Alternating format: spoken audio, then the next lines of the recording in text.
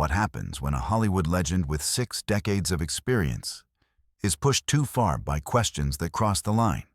It only took 30 seconds for a celebrated conversation to turn into one of the most shocking blow-ups daytime television has ever witnessed. Before we break down this incredible confrontation, make sure you hit that subscribe button and turn on those notifications. We deliver daily videos exposing Hollywood's darkest scandals, the behind-the-scenes drama nobody wants you to see, and the moments when celebrities finally snap. Now let's dive into what went down last night on The Clarkson Show. The Clarkson Show studio was warm and inviting as Caine, the legendary British actor, settled into the guest chair. The audience greeted him with enthusiastic applause, clearly thrilled to see the icon who starred in everything from the Dark Knight trilogy to The Italian Job to Hannah and Her Sisters. Kelly welcomed him with her signature bright smile and bubbly energy, ready to talk about his illustrious career and new projects. The interview started pleasantly enough. They talked about his early days in London, his breakthrough roles in the 60s, and some funny stories from movie sets over the years. Michael shared a hilarious anecdote about working with Sean Connery, another about the time he forgot his lines during a crucial scene with Morgan Freeman, and a touching memory of his late friend, the director Sidney Lumet. Michael was charming, witty, and engaging, sharing anecdotes in his distinctive Cockney accent that had the audience hanging on every word. Kelly seemed genuinely interested, laughing at all the right moments and asking follow-up questions that showed she'd done her homework. The conversation flowed naturally. They discussed his autobiography, his family life, and even his famous advice about acting that he's shared over the years. Use the difficulty was one of his mantras, he explained. Meaning, when something goes wrong on set, incorporate it into your performance rather than fighting against it. The audience was eating it up, enchanted by this living legend who was so generous with his wisdom and stories. You've worked with so many incredible directors, Kelly said enthusiastically. Christopher Nolan, Woody Allen, Michael Radford. What's the secret to having such longevity in this business? Well, the secret is quite simple, really, Michael replied with a slight smile. You show up on time, you know your lines, you don't complain, and you bring something real to every role. That's what we did in my generation. We were professionals. That's amazing, Kelly nodded. And you've done so many different types of films. Like, you went from these serious, dramatic roles to being in, like, superhero movies.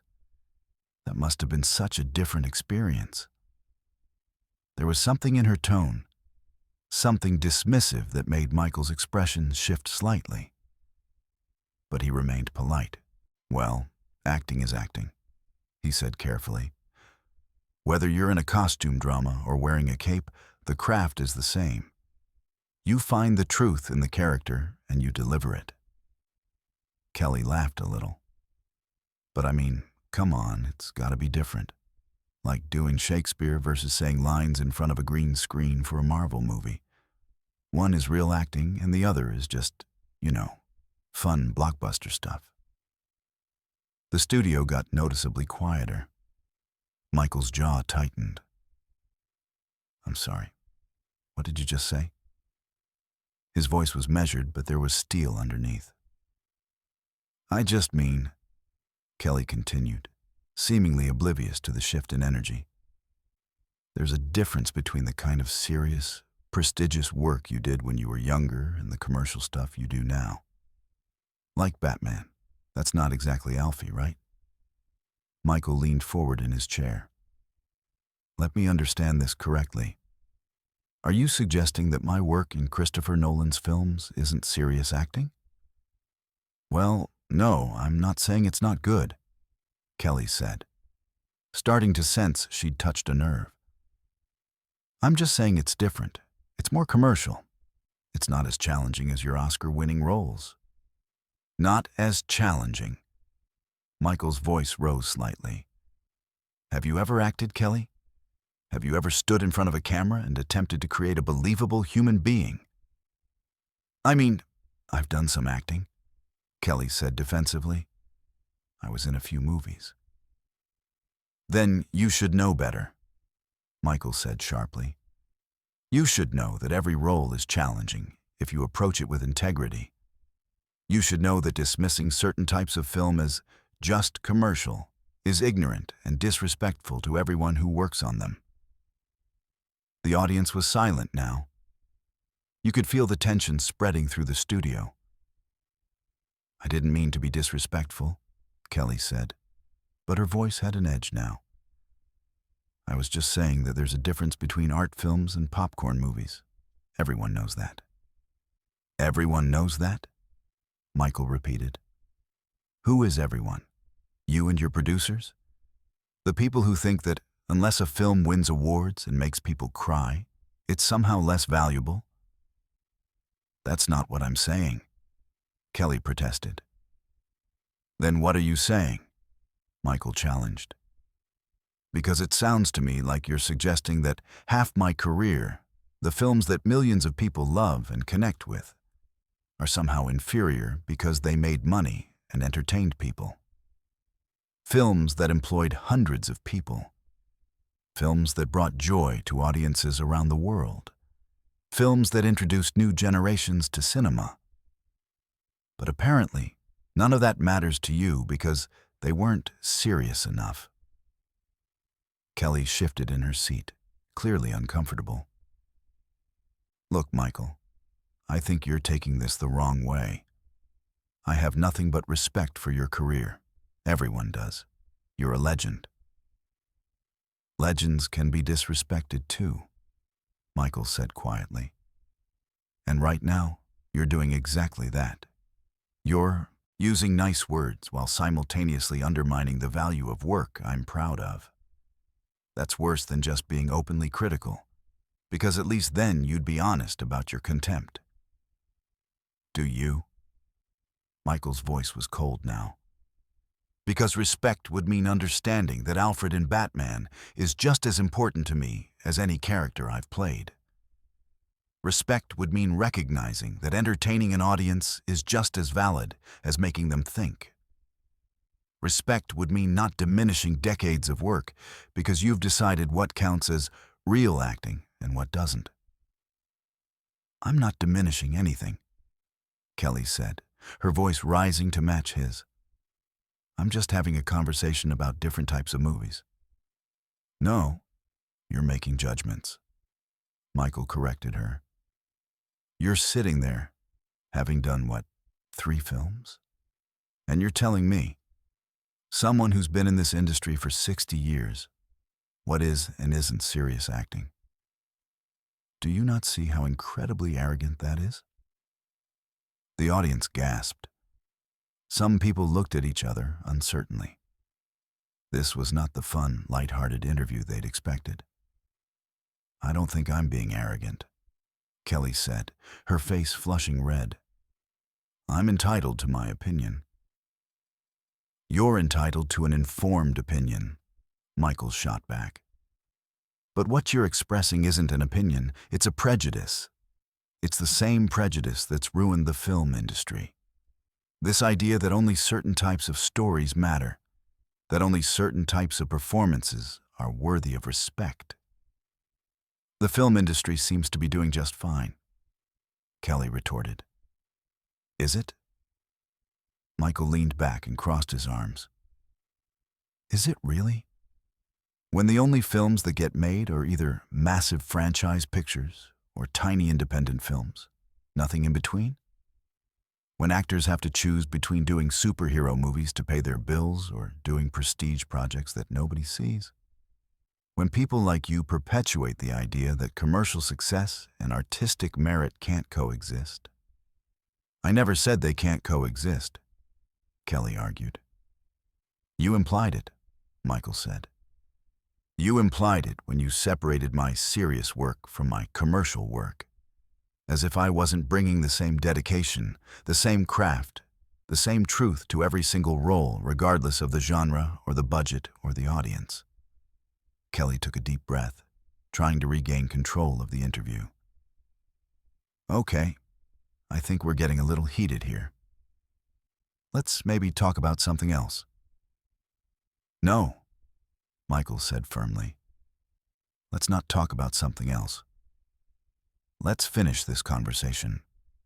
Because I think it's important that people understand what you're really saying.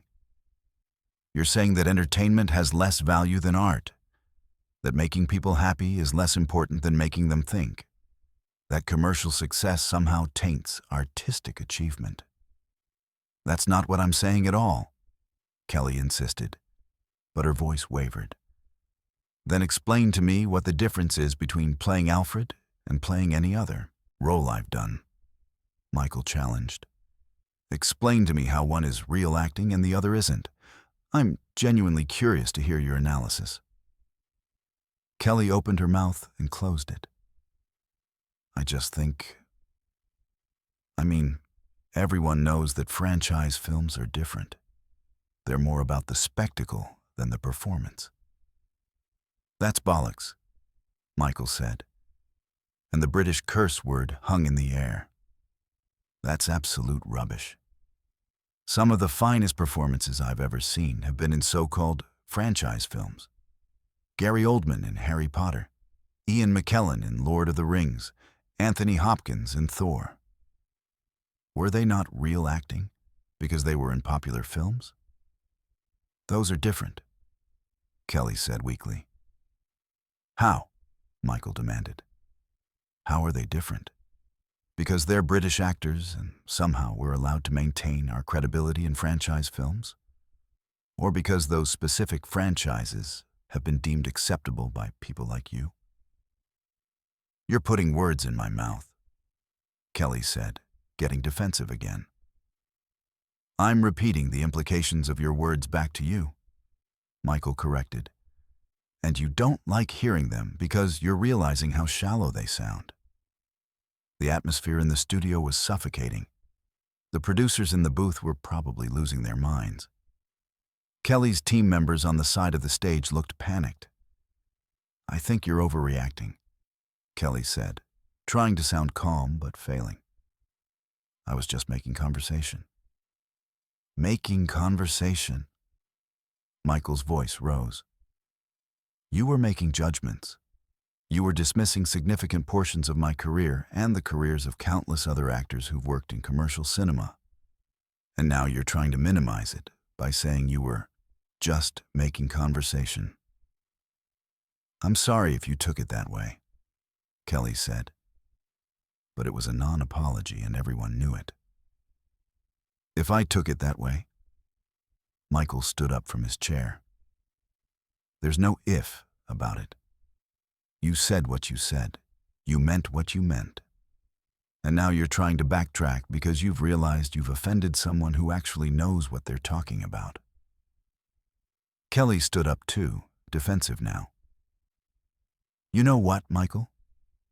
Maybe the reason you're so sensitive about this is because deep down, you know I'm right.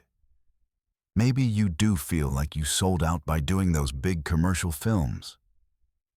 The studio went dead silent. That was a bridge too far. Michael's face went red. Sold out? You think I sold out? Let me tell you something, young lady. I've made over 160 films in my career. I've worked with everyone from John Huston to Christopher Nolan. I've played Cockney criminals and British spies and American businessmen and everything in between. And I chose every single role for my own reasons. Not for your approval, not for critics' approval, for my reasons. I didn't mean sold out in a bad way, Kelly tried to clarify, but it was too late. There's no good way to use that phrase, Michael said, his voice shaking with anger. Sold out means I compromised my integrity for money. Sold out means I abandoned my principles. Sold out means I stopped caring about the work. And that's not only insulting to me, it's insulting to every director, writer, and actor I've worked with on those films. Maybe we should take a break, one of the producers said from offstage, but Michael ignored them. Do you know why I did Batman? Michael asked, pointing his finger at Kelly. Because Christopher Nolan called me and said, I'm making a Batman film, but I'm making it about fear and trauma and what it costs to be a hero. And I need someone who can bring gravitas and humanity to Alfred. And I thought, that sounds like a proper story. That sounds like something worth doing. So I did it. And millions of people connected with that character. Millions of people saw that film and felt something real. But according to you, that doesn't count because it was successful. That's not fair, Kelly protested. You're twisting everything I said. I'm not twisting anything, Michael said. I'm just refusing to let you rewrite what happened. You made dismissive comments about commercial cinema. You suggested my work in those films was less legitimate than my other work. And when I called you out on it, you doubled down and accused me of selling out. Those are facts, Kelly, not interpretations. Kelly's eyes were getting watery, either from frustration or embarrassment. You're being really harsh. And you were being really disrespectful, Michael countered. The difference is, I'm being harsh in response to your disrespect. You were disrespectful, unprovoked, as part of what you thought was casual conversation, which honestly makes it worse, because it means you genuinely believe the things you were saying. I was trying to have an interesting discussion about the industry, Kelly said, her voice cracking slightly. An interesting discussion requires two people who respect each other's perspectives, Michael said. What you were doing was stating your opinions as facts and expecting me to nod along. Well, I won't.